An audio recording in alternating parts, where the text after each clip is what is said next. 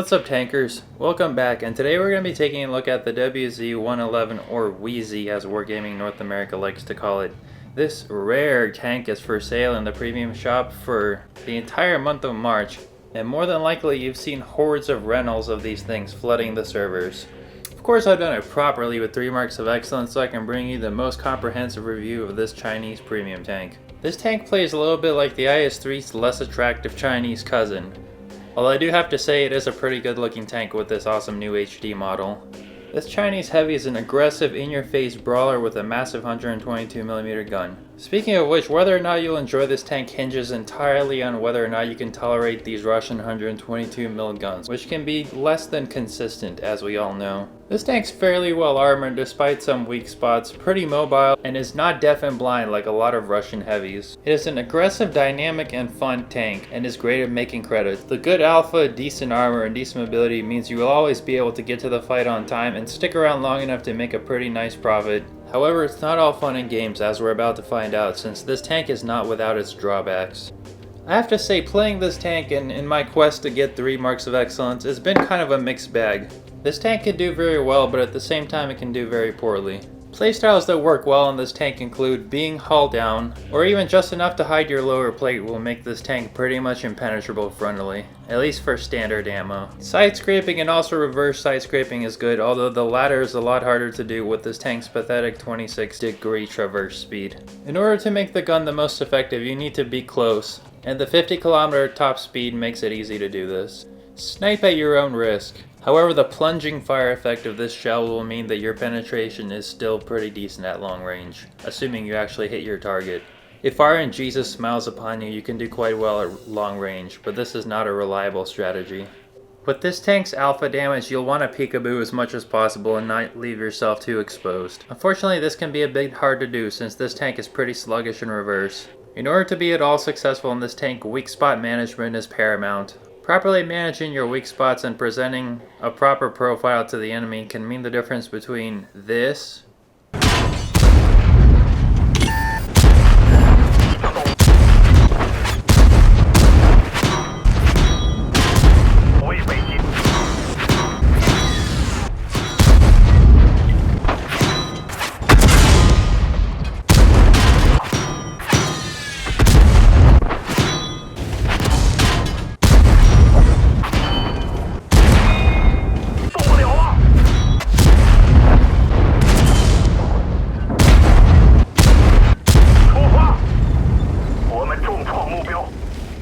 or this. We've lost some ammo, but at least it enemy vehicle destroyed. Now let's look at the stats of this tank and compare them to similar tanks at tier 8. The DPM is okay, it's significantly better than the 112, but worse than the Russian tier 8 premiums. Penetration and damage or module damage is all what you'd expect for a 122mm Russian gun. The shell velocity is slightly better than on the IS-6, but not enough to notice. However, it's still very slow and will require careful leading of your shots at long range. One advantage the WZ has over its Russian cousins is that its ammo capacity is significantly bigger. The dispersion values are equivalent to the IS-6 but significantly better than the 112 or the IS-3A. It has the best elevation of all of these tanks, however its gun depression is fairly mediocre at 5 degrees. It is however the fastest tank in a straight line with 50km/h top speed. However, its reverse speed is pathetic at 15km/h. Its horsepower per ton is the second worst, only to the IS-3A. However, it has fairly decent terrain resistance values to help balance this out. We'll be taking a look at the armor in closer detail a bit later in this video. The hit points of this tank are about on par with everything else. However, its engine health is significantly lower than most other tanks, so expect to get your engine knocked out and caught on fire fairly often in this tank. Unlike the Russians, it does have pretty good view range and radio range. As you'd expect on a heavy, camo value is pretty useless, so there's no point in training camouflage or trying to be stealthy in this tank. Although this fire chance is also better than the Russian tanks, as we're about to look closer, this value does not tell the whole story. Now let's take a look at the internal modules. This is where it gets a little bit hairy. As you can see, lower plate shots are likely to knock out your driver or also damage your ammo racks, as well as upper plate penetrations. The back of the turret is also lined with ammo racks, which are easily penetrable either from the rear or from the sides. And here's what I was talking about with the flammability of this tank. The engine is surrounded by massive fuel tanks, which can greatly increase the chance of a fire if penetrated from the side as such. If you have a direct shot from the front, I'd recommend either putting it smack dab in the middle of his lower plate to knock out his driver, or more towards the corners to try and damage the ammo racks. If you have a shot from the side or from an angle like this, you can go for the ammo racks, but I would recommend going for the fuel tanks in the engine bay. The reason for this is that module damage has a saving throw mechanic, so you're much more likely to set his tank on fire and do additional damage than you are to catastrophically explode his ammo racks. So I believe that it is a more consistent strategy to aim for the fuel tanks and the engine. If you have a shot directly from the rear though, I'd probably go for the ammo racks because you're less likely to set the engine on fire with just an engine shot as opposed to both a fuel tank and an engine shot. Finally, if you only have shots on the turret, I recommend going for the left cupola as it'll knock out his loader most likely. You can try to knock out the commander as well, but I believe that'll be much less useful than knocking out the loader.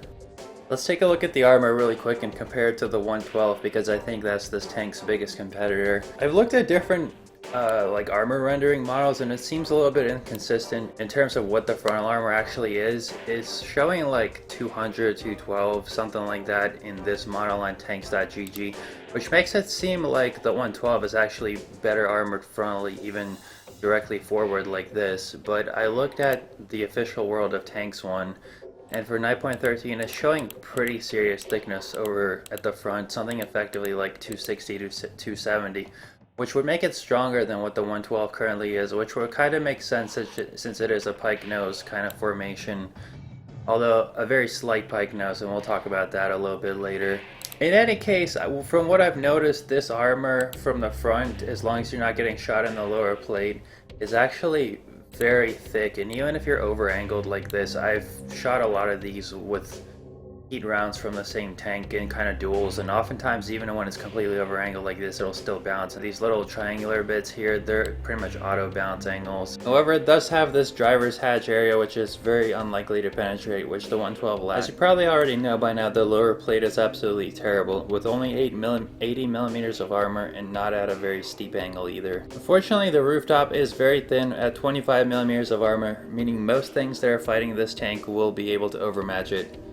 You will only require 75 millimeters of gun caliber to overmatch the top of the turret. The turret is very thick. You're just not getting through this mantle, let's say that much. And the front of the turret's more or less the same. If you're shooting like tier 9 heat at it, maybe if you can get these cheeks, maybe you can pen, but I wouldn't recommend it. You're probably better off going for the cupolas or probably even just the upper plate. From the side, there's sort of a divide between where the top half of the armor is 120 millimeters thick and sloped, and the bottom half is about 80 millimeters. There's also this little area of spaced armor, somewhat similar to an IS-3. So if you have side shots at this tank, don't shoot up here anywhere. You're better off shooting low on the tank. However, don't shoot too low because, as you can see, there's sort of an inward diamond-shaped curve here, kind of like a lot like the Soviet tanks as well. So if you shoot here, it's about 80 millimeters effective, but if you shoot here, it becomes more. So try to shoot it kind of in the middle, although you probably still pen fairly low at this tank. Side scraping is a pretty good strategy overall, but be mindful that you're exposing your pike nose, which will be over angled, and there's ammo racks behind it, so be careful. From the rear, you're likely to penetrate just about anywhere except for these little shoulders that are 120 millimeters thick and angled at auto bounce angles. One last thing I'd like to point out is that in patch 9.13, this upper armor used to be about exactly 80 millimeters thick, and now it's been buffed to 120. Whereas the WZ-112 has not received that buff and is still 80 millimeters thick. For now, the 111 is going to be a better size grader, but I suspect that won't be the case when this tank gets upgraded to HD. One last important thing I should mention, this vehicle does get preferential matchmaking, which means it'll only see up to tier 9 matches and mostly tier 8 matches. Which is great for weeknights because I notice a lot of people play tier 10, so it would be good to have something to kind of pad yourself against bottom tier matches. And these preferential matchmaking premiums are great for that. Let's talk about crew skills really quick. Normally I recommend to upgrade to Brothers in Arms at your convenience, but in this tank it's very necessary because it has a lot of things to improve, such as traverse speed and gun performance. Firefighting is also good in general since this tank is very prone to catching fire. For the commander, Sixth Sense is pretty much always useful. Repairs are always good to have as well on a heavy tank. I like jack of all trades as well because you're going to get your driver knocked out a lot and this will save you a repair kit. Recon is also a good thing to get as it'll improve this tank's awesome view range and later situational awareness. For the gunner, train snapshot first. You want to do everything in your power to make this gun handle better. Next, train repairs, then deadeye or armor. Armor is good because this tank is good for being in a face hug situation which might end up damaging your gun. For the driver, I would train clutch braking immediately to improve this tank's horrible traverse speed. After that, repairs and smooth ride are also good. For the loader, train repairs first, then drop for safe stowage. After that, you can train auxiliary skills like intuition, which is good on this tank since it has a use for all 3 ammo types, or firefighting. For your consumables, I'd recommend a standard extinguisher, repair kit, and health kit, or you could go with an auto extinguisher. Food consumables are also good, but do so at your own risk because you might catch fire and have nothing to extinguish it with. Finally, for equipment, you have several options. Vertical stabilizer is pretty much a must, as well as a large caliber tank gun rammer. At this point, you have a few options. You can apply coated optics since this tank has a good view range. However, fighting at range is not this tank's forte. I prefer a toolbox, since this will help you repair your tracks much more quickly and stay in the fight. Improved ventilation is also good if you want to be more aggressive and competitive. However, for everyday use, I would recommend a sort of defensive loadout of vertical stabilizer, gun rammer, and a toolbox. Alright, so really quick, I just wanted to show you a little bit of what this tank's armor can do and how much of a beating it can take. We're on Karelia defense, and I'm going down the one line to try to capture this little corner of the map with the elevated ground. It seems that, unfortunately, even though this map's been in the game for a while, a lot of people still don't quite understand that defense does not mean sit there camping the spawn and don't, like, secure the positions where they can actually shoot into your base and kill you very easily, but, you know, that's to be expected. So, it turned out that I was actually the only one here, even though I do have some cover from guys back there. And it actually went a lot better than you would expect from a situation like this. Maybe not quite in the way that you would expect, but you're about to see. So here I am, trying to, you know, hold the people here, side scrape as much as possible, hold the enemies from advancing. It works fairly well from the beginning, and I'm switching to heat because this Oni comes out, but there you see, you know, the gun being what it is, not consistent at all. And they seem to have found out that I'm the only one over here, so they all decide to yellow at me from like every single direction. And if you think this is bad, it's about to get a lot worse. But notice with the side scraping, I'm actually blocking quite a few of their shells. And the heat rounds do work pretty well when they give you shots like that. Notice even the angle of that T-29's lower plate was pretty ridiculous. I was still able to penetrate. The heat shells on this tank can be pretty unreliable, and looking back now, I probably just damaged that WZ-111's ammo rack. But look at all these shots I'm blocking. If you look in the bottom left-hand corner, you'll see how much I've blocked. Of the 11 shots I've taken from fairly high caliber guns, I've blocked most of them. And if you see on the bottom right there, I'm stacking up view range damage as much as possible. Well, I mean, it wasn't intentional, but it kind of just turned out that way. And they're all YOLOing me, and I'm taking a lot of damage, and I died. But we're about to see, you know, this actually worked pretty well because I acted as bait for the enemy team, and we're already up 5-2. And I'm still racking up spotting damage. As you can hear that ding constantly. Alright, here we are. As you can see, not too surprisingly, I actually got a patrol duty there and a first class medal for 3 minutes of gameplay. Not too bad. I actually assisted almost 3,500 damage and did a pretty decent amount of my own in the short time span that I survived that battle there. And look, I just spotted everyone. Still managed to do the most damage on the team. Seriously, guys, like, you don't camp on defense in Karelia, you, like, take the important locations, but I digress. And look at this. This is what I really want to show you. 4,000 damage blocked by armor, and this wasn't all frontal. I was surrounded and getting shot at from every direction, and the team was probably kind of incompetent, the enemy team, I mean, probably both teams a little bit, but I still managed to rake in a pretty tidy profit there as well, so yeah, this armor can be pretty troll against enemies that don't necessarily know what they're doing or people that are firing on the move and stuff like that. But anyways, let's take a look at the actual Ace Tanker gameplay. Alright, so here's our Ace Tanker replay, and I think I'm going to talk a little bit about how I went about getting my 3 marks of excellence in this tank and sort of like my adventure with that, because it took the good part of a week to finally do it, and I actually did buy this tank. Well, I actually didn't buy it, I won it back in the marathon like over a year ago when they did it, when it first came out.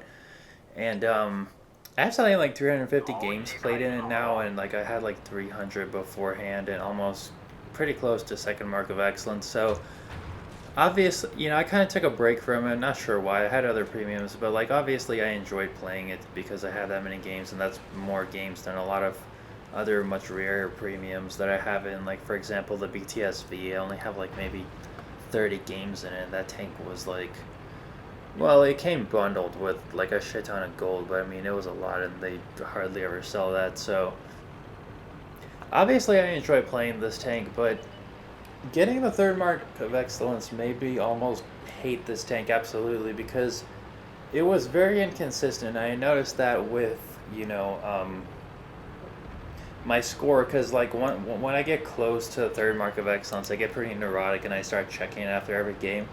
And I got really close. I got up to like 93, 94%. Then I'd have a string of bad games, drop back down, get back up again, string of bad games, drop back down.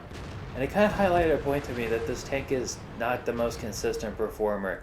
It's a lot of RNG. It's not the most skill-based tank.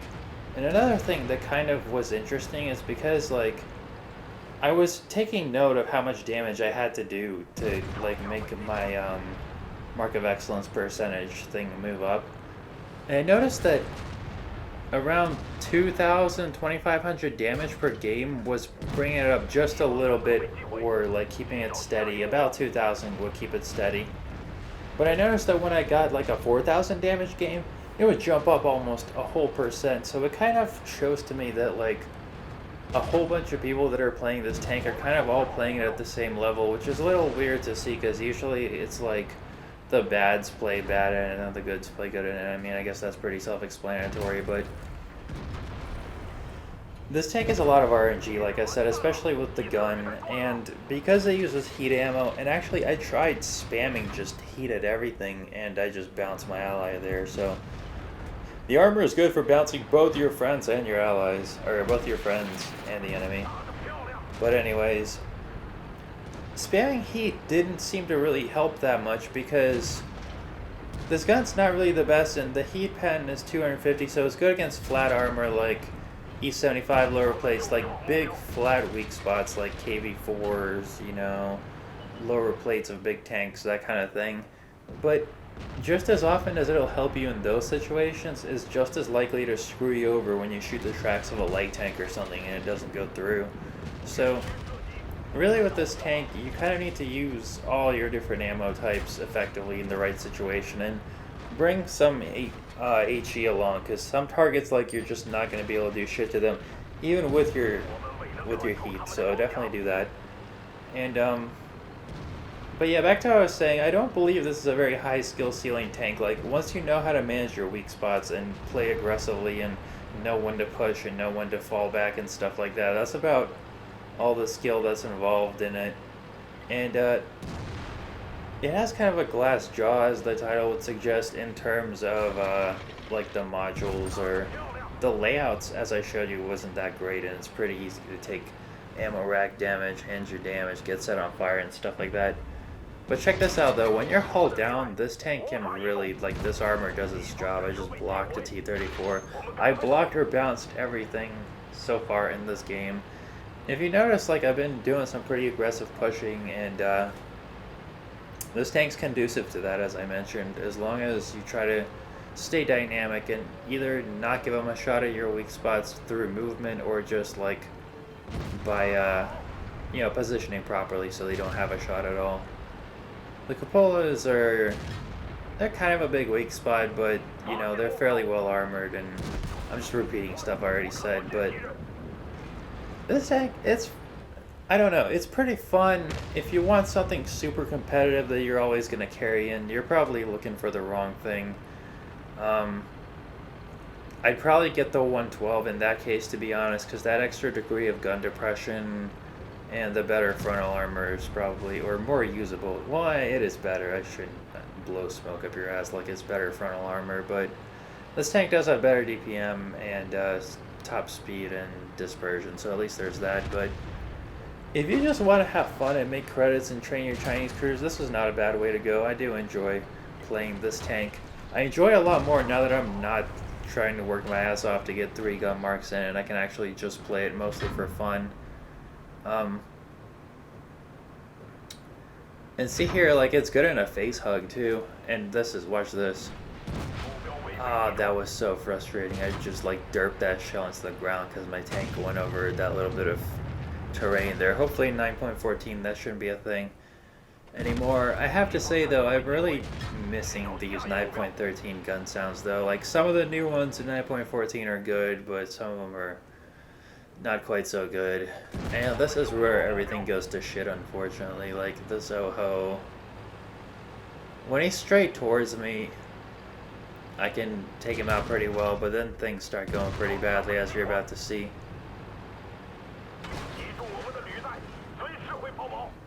Trying to face hug, but he's smart enough to back off. And I try to go for his lower plate, but that tank is just so armored that even a little bit of angling and 250 pen does nothing to it. And I was trying to go around to him, get his flank, but he tracked me, and I repaired it at the last second, but unfortunately it wasn't enough, and I bounce again, and he kills me. Well, this was still a pretty good game. I didn't spam that much heat unless like it's necessary, in my opinion. And there I am raging in chat at the Yoho. I don't know. I really need to learn where to shoot those tanks, but anyway, that's the end of the game. So here we are, ace tanker, high caliber, a bunch of tokens, about 5,000 damage, not really a whole lot of spotting. But as you can see, a nice aggressive game there, leading a pretty good push overall. Obviously top on damage done. Pretty decent XP in my opinion. Usually takes me a little bit of work to get up into the 1600s.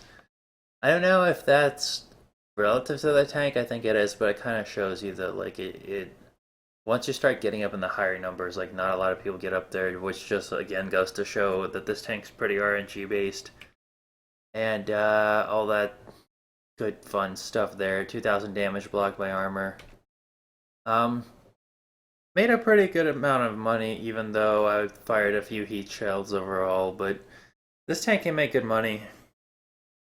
Overall, would I suggest that you buy this tank?